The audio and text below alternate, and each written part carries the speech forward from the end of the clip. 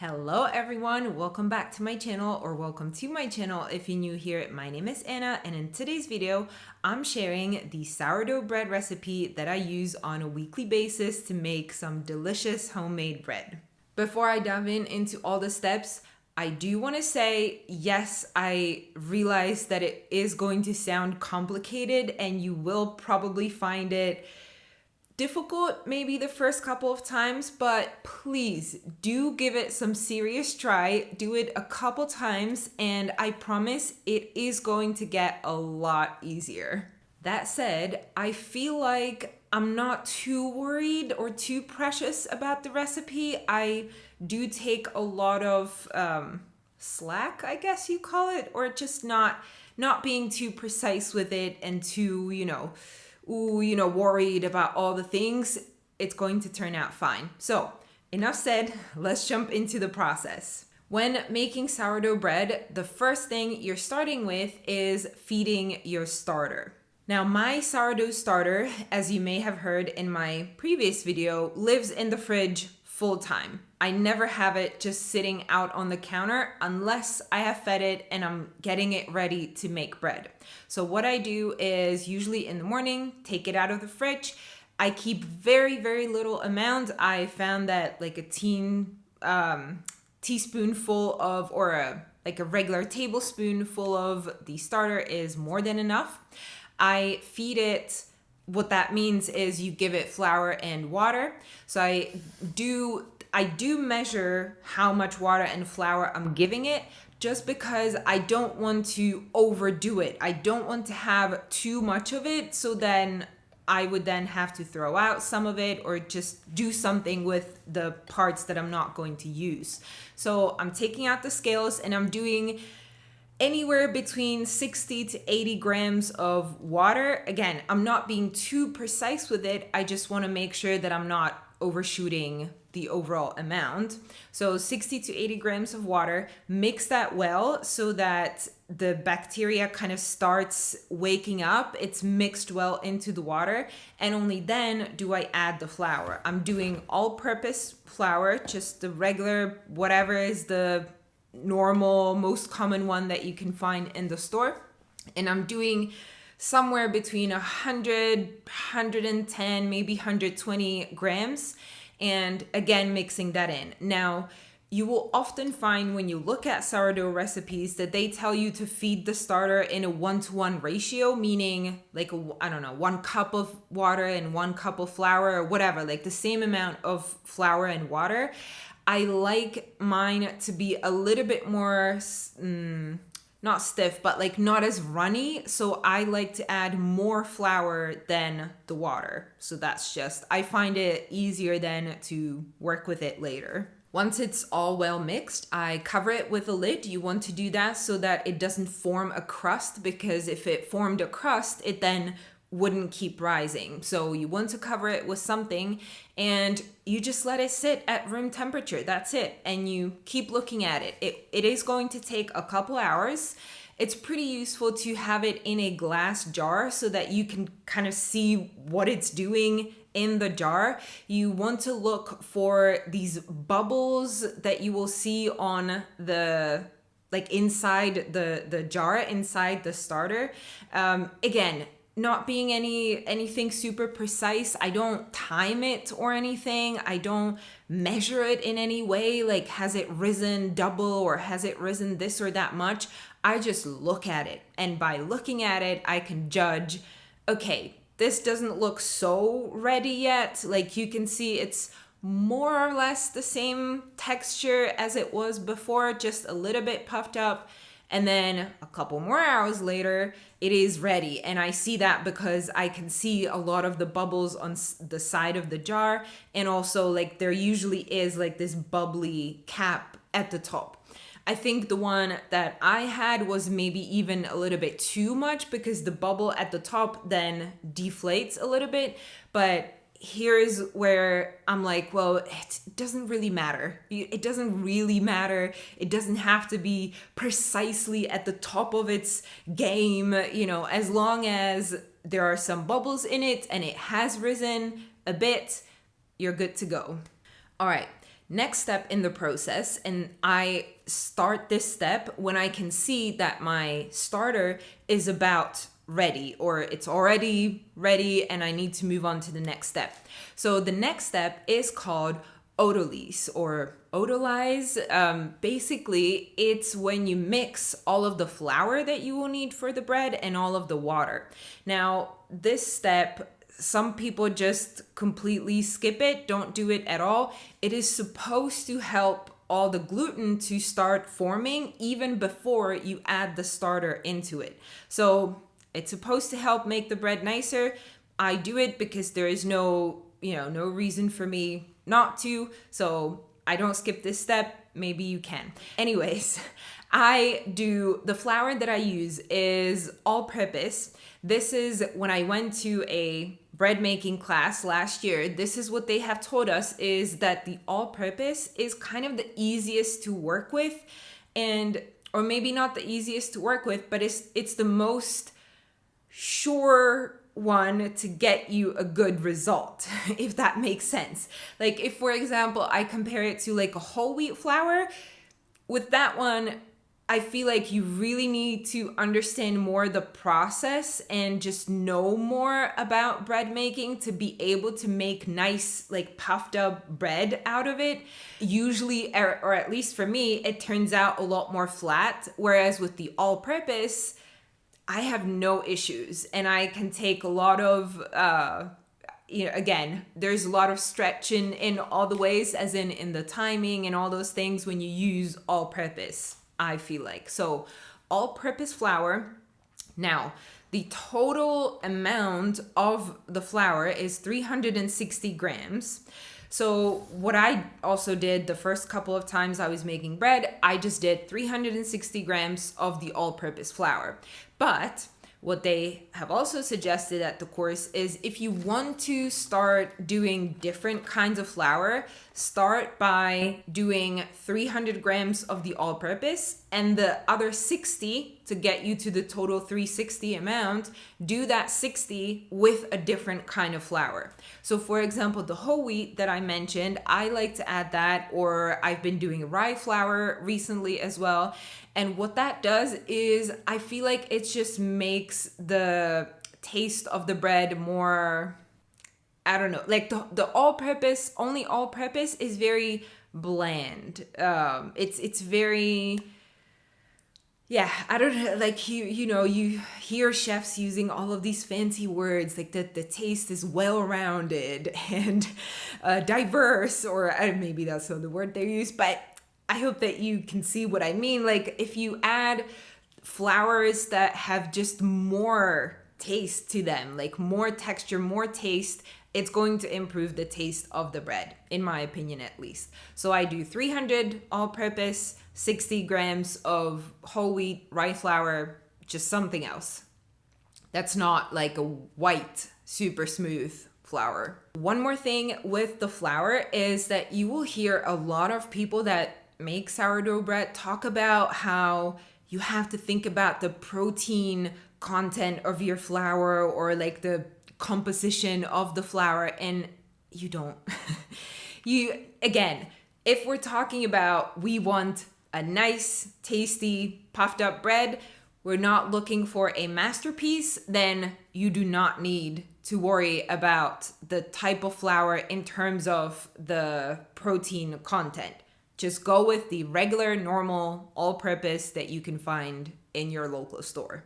So I mix those two flours together, and then I add 240 grams of water. They told us 260 grams of the water in the bread making course, but I find that I'm adding a little bit more flour later on, water, which you will see me do. So I've reduced it down to 240 for myself.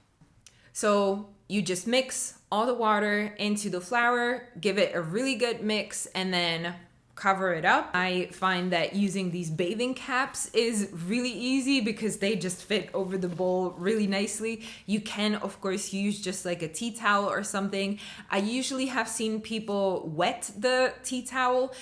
Both of these things, what they're doing is, again, making sure that there is no crust forming on top of the bread. and you let it sit covered up like this for 30-ish minutes. And this is where I really go with however much time I have. If I'm trying to make this process go faster, then I'll do 20 minutes.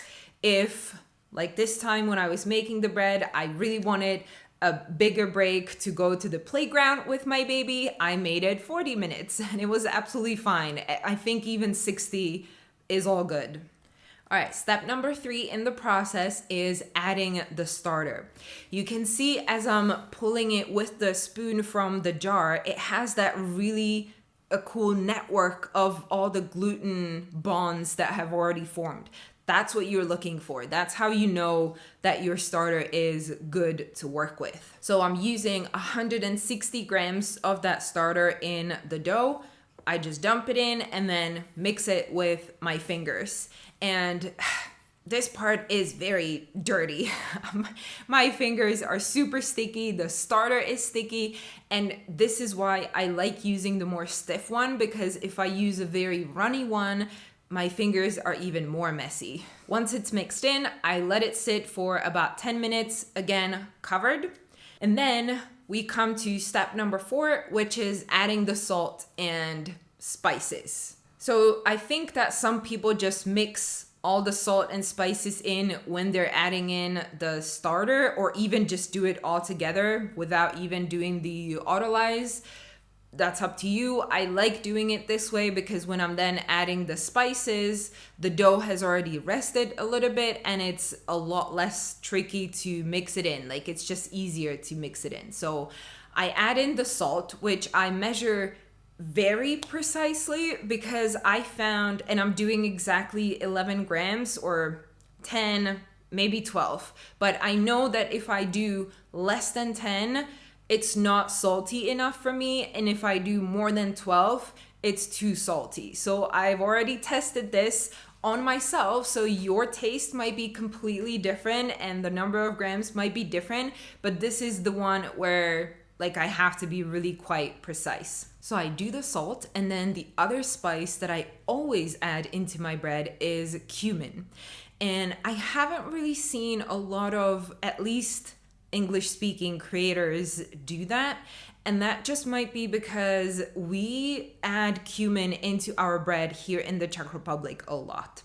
So that just might be why it's more common for me and for us here. And I've tried doing it without the cumin because I actually don't like that spice at all.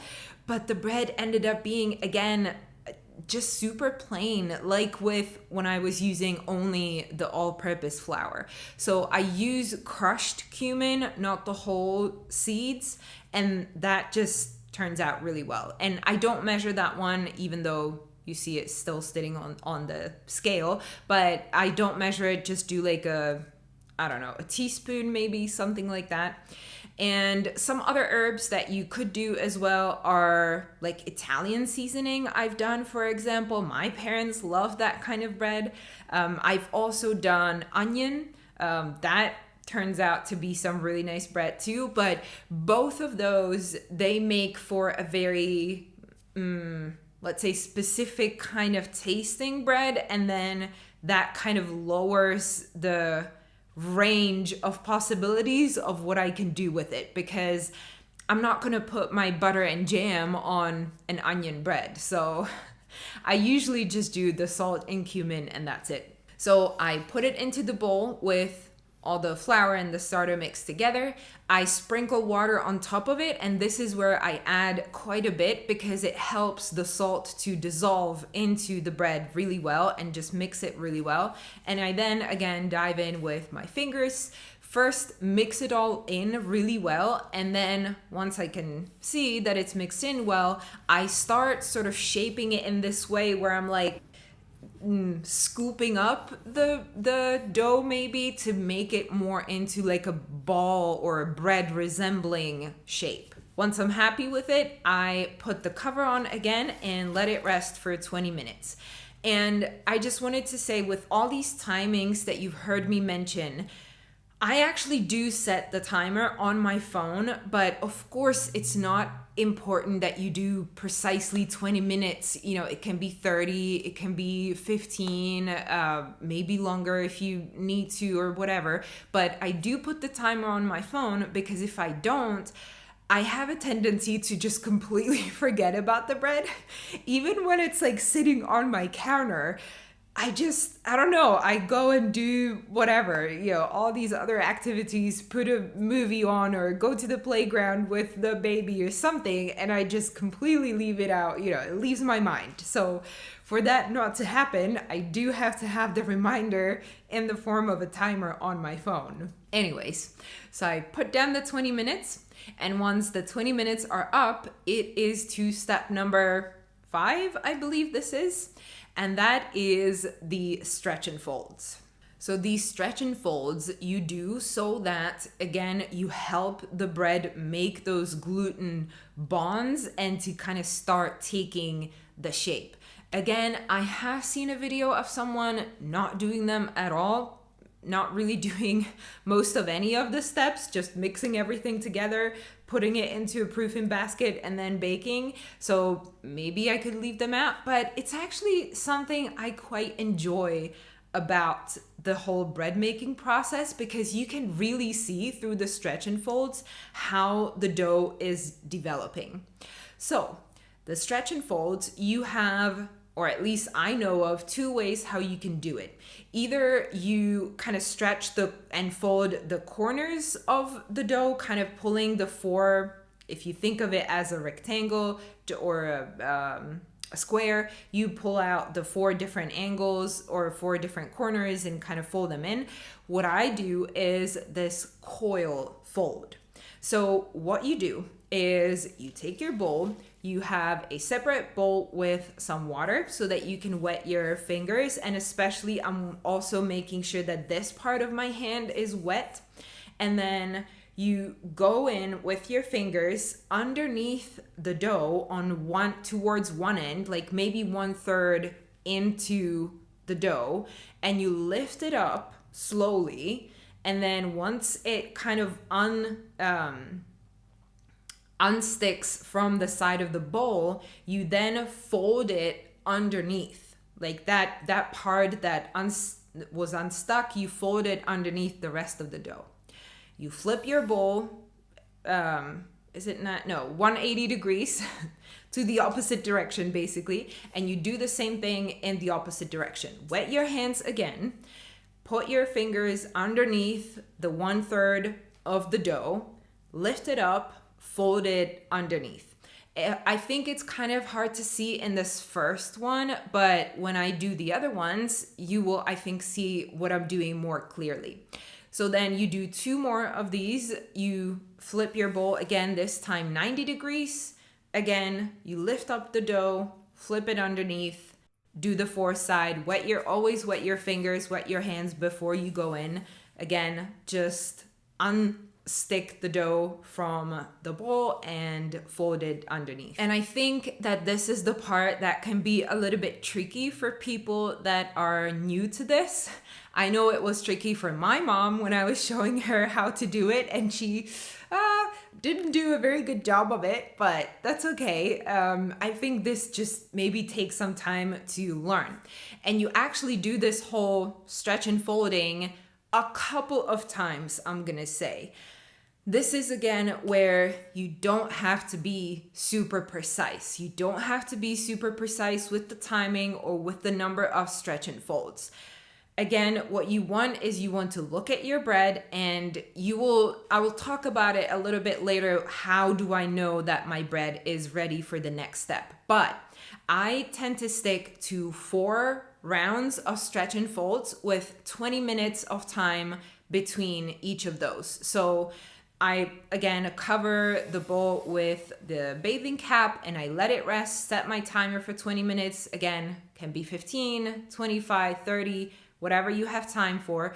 But basically, what you're trying to do is only have a certain amount of time before you go to the next step. So if I were to do maybe 40 minutes in between of these stretch and folds, I would probably only get like 3 of them done or maybe 2 of them done. So I tried to do 20 minutes so I can do 4 stretch and folds and really like lift up that bread and stretch it and, you know, help it to develop, help it do what it's supposed to do. So let's take a look at one more of these, maybe even in slow motion if we can do that. So again, I wet my fingers, wet my hands, put my hands underneath the dough about 1/3 of the way in, and then lift up the dough and fold it underneath the rest of it. Again, flip it to another side, do the same thing. Wet my hands, put my fingers underneath, lift it up, fold it underneath the dough. And once I'm done with all 4 sides, you will see very clearly why this is called the coil fold, because you can see this coil-like structure when you look at the bread from the side or at the dough from the side. So talking about how is the bread supposed to look like before you move on to the next step, I'm looking for one that it's developing in volume, that it's rising, but that not so much. More, I'm looking for bubbles on top, on the surface of the dough, and you will see a couple of those here. That's how I know, like, yeah, we're getting there. I'm ready to move on to the next step. So the next step, number 6, is shaping and proofing. So I get my bread proofing basket.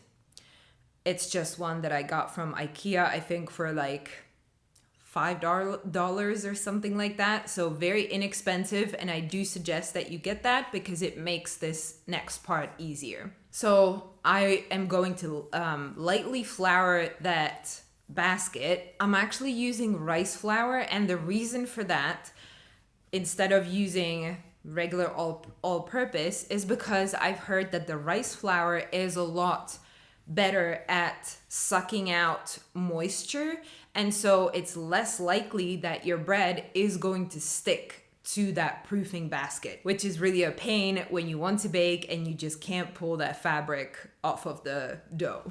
So I'm using rice flour, and then for the basket and for my surface, I'm using just all-purpose flour, and also I lightly sprinkle it on the dough itself. I then use this scraper to kind of help it unstick from the sides of the bowl, but you don't have to do that. You can just wait for the bread to come out. It's just faster when you help it a little bit to get off the sides. And then I just flip the bowl onto the surface and I wait.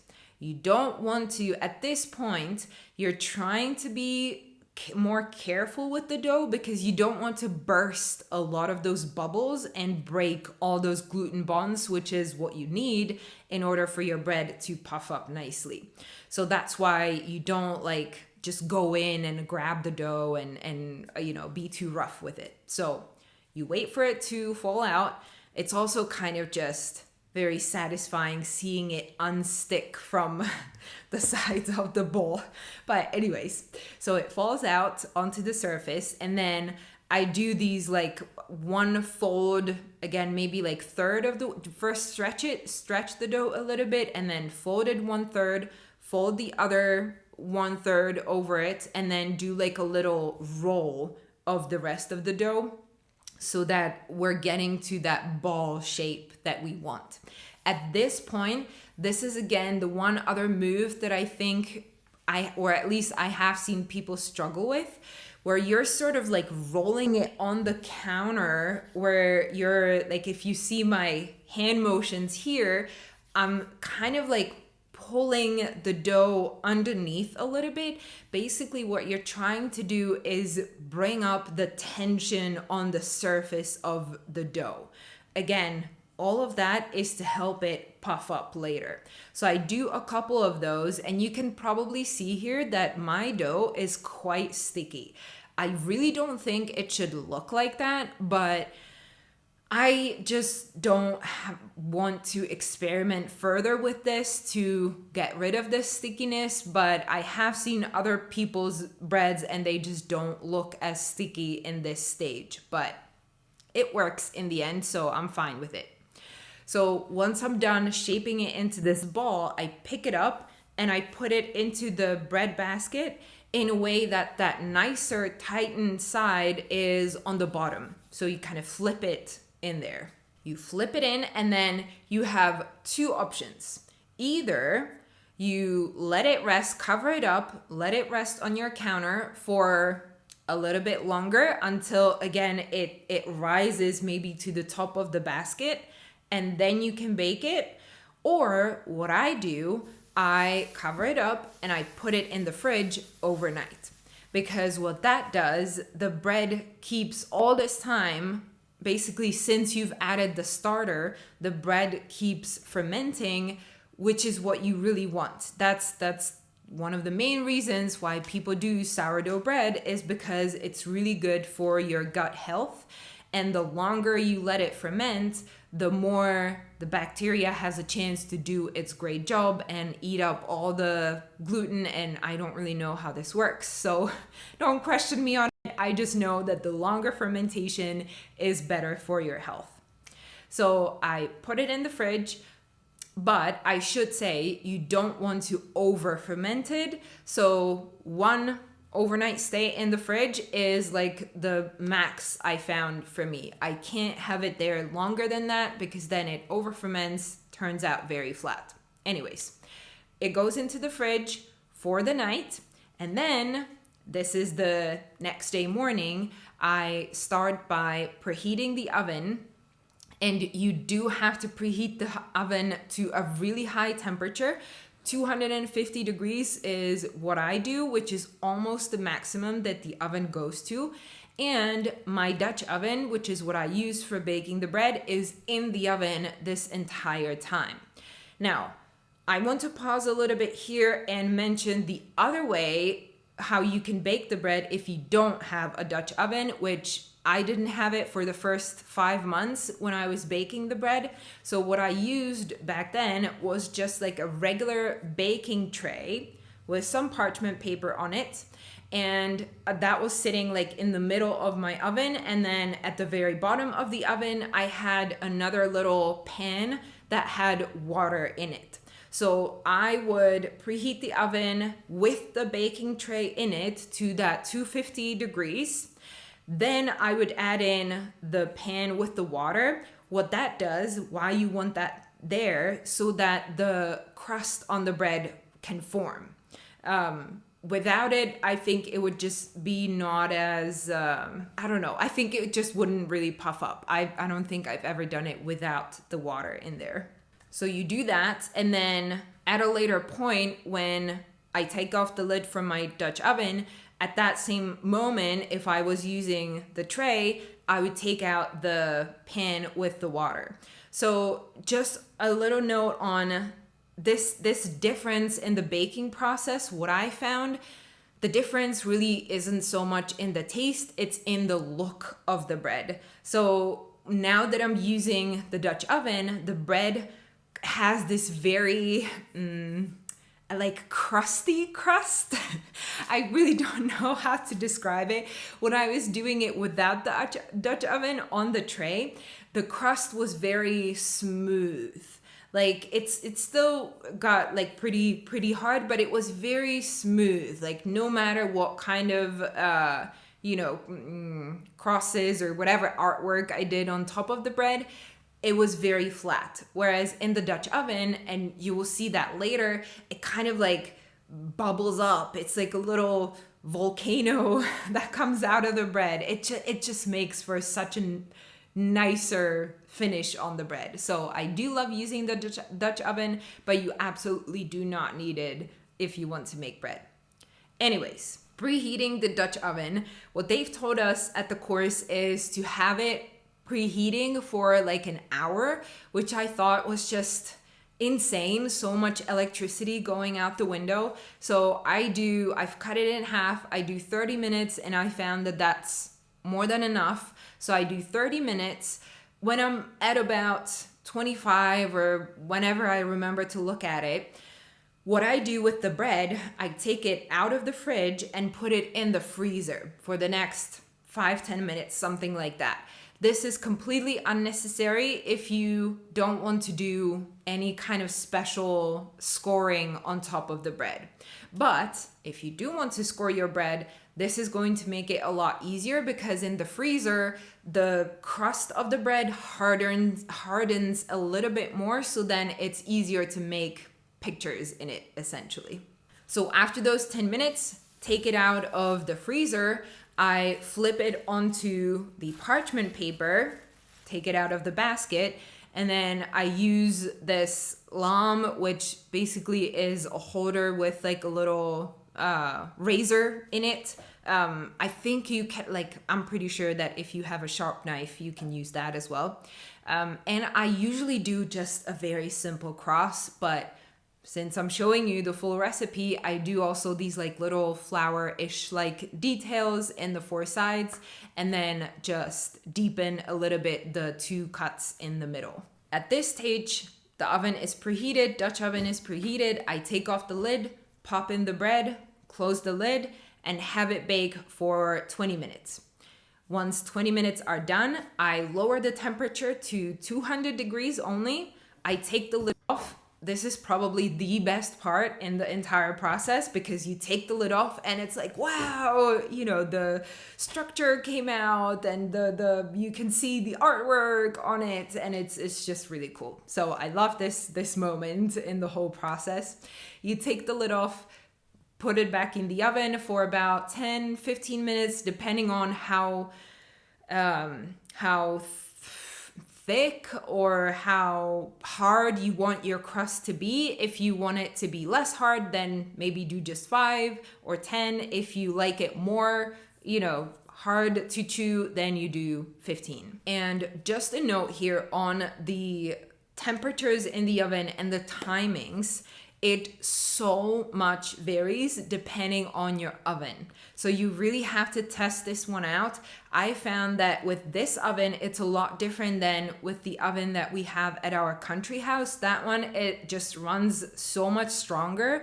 If I were to do this, you know, lidless baking for any more than like 7 minutes, the bread starts going black. So you really have to be careful once the lid is off. And then once it's fully baked, you take it out and you immediately take out the bread and put it somewhere to cool. I just use one of those wooden cutting boards. That does the job really well, but of course, whatever surface you can put it on, that's fine. Now, you do want to let it cool fully before you start cutting into it, ideally.